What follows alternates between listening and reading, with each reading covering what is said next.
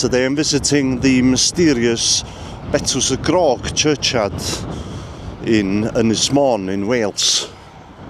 There's only slight remains of the church still standing, and the church was abandoned in 1854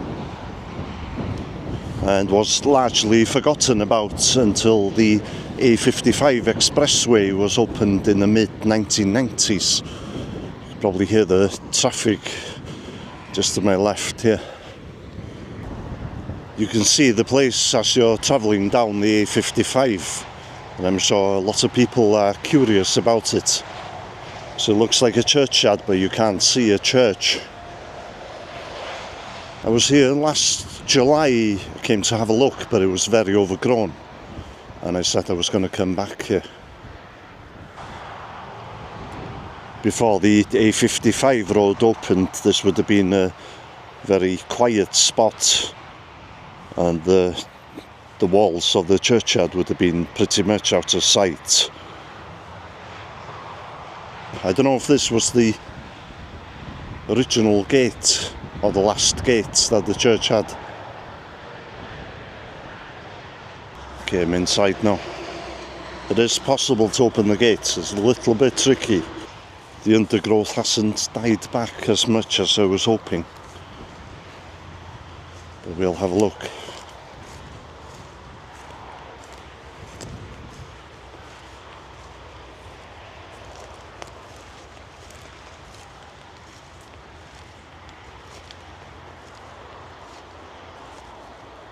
The remains of the church here. Very slight remains, really. See a wall there.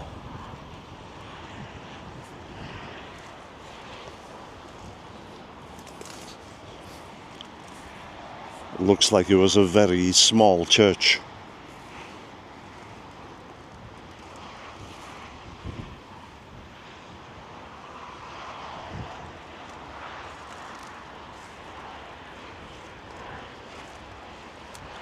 Guessing most of the graves are going to be under there.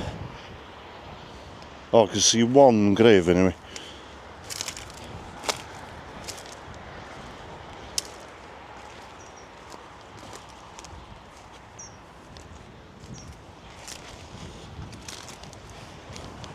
Let's just clear the bits off this. In memory of Owen Rowland's Tin Lawn, the one who died February 24th, 1865 at 79 years old. So even though the church was abandoned in 1853, they were still burying people here after that date then. There's 3 chest graves here in a row.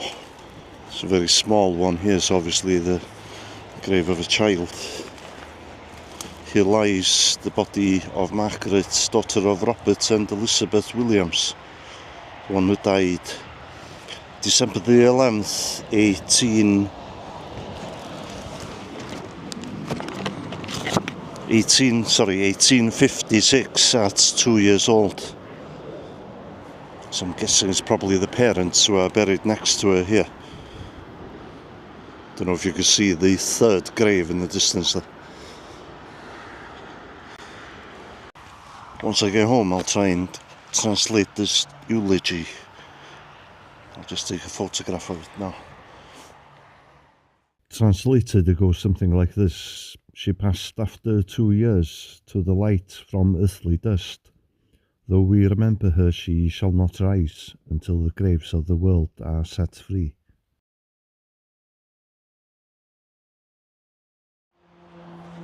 You've got Margaret's grave there.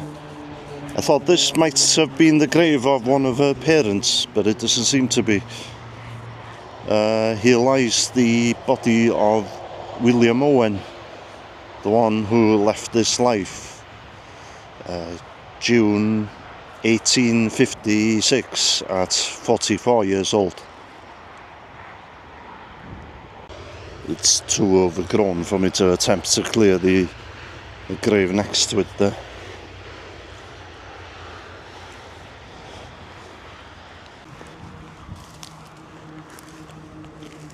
I'll have a proper look around just in case we see any more headstones.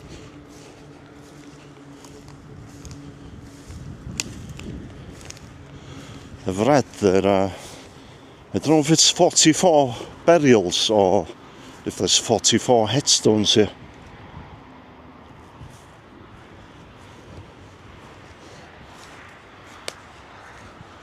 Can't imagine that there's 44 headstones though.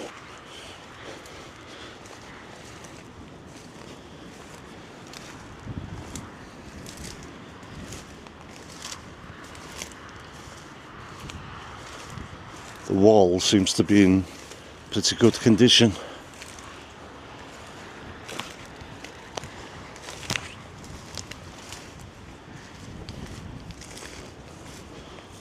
Guessing this is one of those videos where things just don't work out. I don't know how much more this would die back, even if we had a very cold snap. We've only had maybe 2 or 3 frosts so far this autumn and early winter.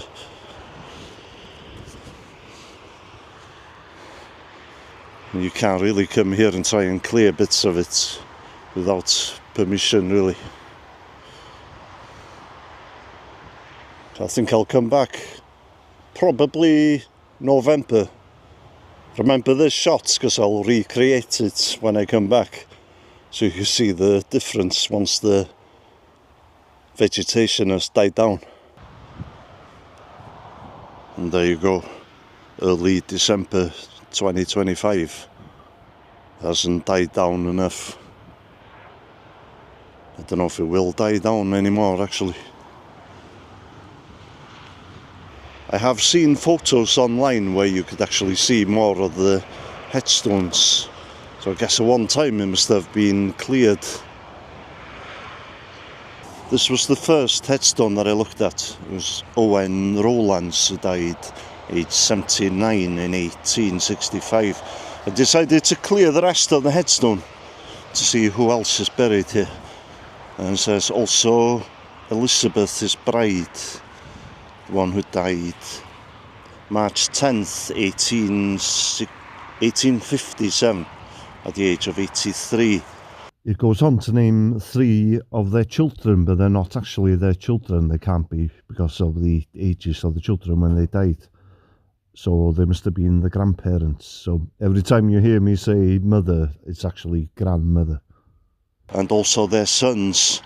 Thomas, the one who died February 15th, 1857, same year as his mother then, at 11 years old. And Owen, who died April 23rd, 1857 again. So the mother died March, Thomas died February, so he's died first. And Owen in April, so all of them close together there, so it must have been some kind of disease, I guess.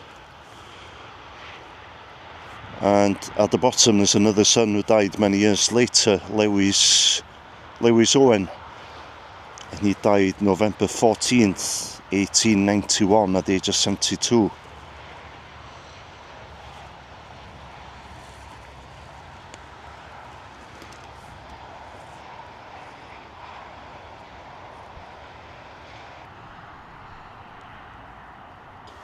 I don't know how many people will watch this video, but I'm sure this family never dreamt that there'd be people in the United States and Australia and other parts of the world looking at their gravestone over 150 years after they died.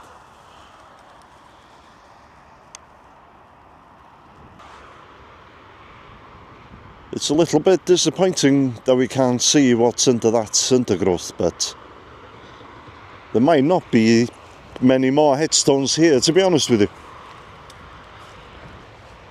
I've read that there's 44 burials here, but there was 4 people buried in the first grave that I looked at, so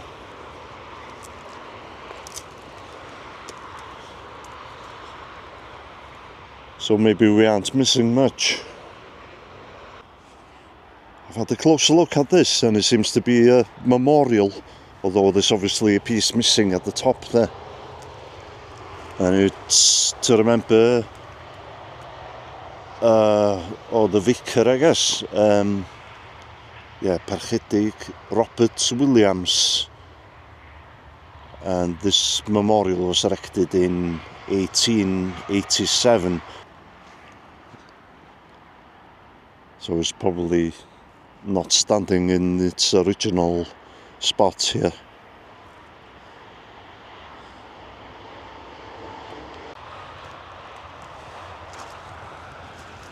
There we go.